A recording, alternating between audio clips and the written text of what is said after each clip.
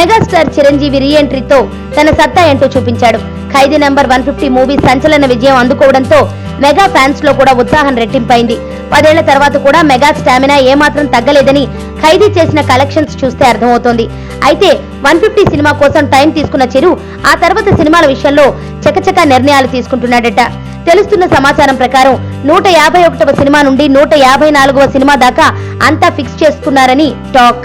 ఇప్పటికే 151వ cinema Surender Reddy direction లో Uyyalawada Narasimha Reddy biopic చేస్తున్న చిరు ఆ సినిమాను తనయుడు రామ్ చరణ్ నిర్మాణంలోనే కానిస్తున్నాడు.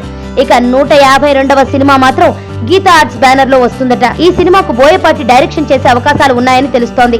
ఇక ఇంతవరకు ఓకే, కానీ 153, 154 పరిస్థితి ఏంటి అంటే 153వ సినిమా అశ్విని దత్ నిర్మాణంలో, 154వ సినిమా జమినీ కిరణ్ నిర్మాణంలో చేయాలని ఫిక్స్ చేసుకున్నాడట చిరంజీవి. అశ్విని దత్ సినిమా డైరెక్షన్ బాధ్యతలు క్రిష్ తీసుకునే అవకాశాలు కనిపిస్తున్నాయట. శాతకర్ణితో స్టార్ డైరెక్టర్ గా లీడ్ లోకి వచ్చిన క్రిష్ మెగాస్టార్ కోసం ఇప్పటికే ఓ కథ సిద్ధం చేశాడని టాక్.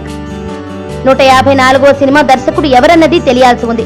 సో 150 కోసం దాదాపు సంవత్సరం పాటు వెయిట్ చేయించిన మెగాస్టార్ రాబోయే సినిమాల పట్ల మాత్రం జెట్ స్పీడ్ చూపిస్తున్నాడు.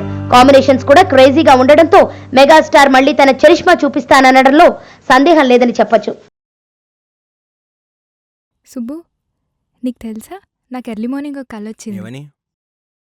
నువ్వు నన్ను జ్యువెలరీ షాప్కి తీసుకెళ్ళి వడ్డానం కొనిచ్చావంట. ఏ టైంకి? గుర్తులేదు సుబ్బు, 5 అనుకుంటా. అదే మరి 5కి మీ బాబు వచ్చి బిల్లు కట్టినట్టు నాకు కాల్ వచ్చింది.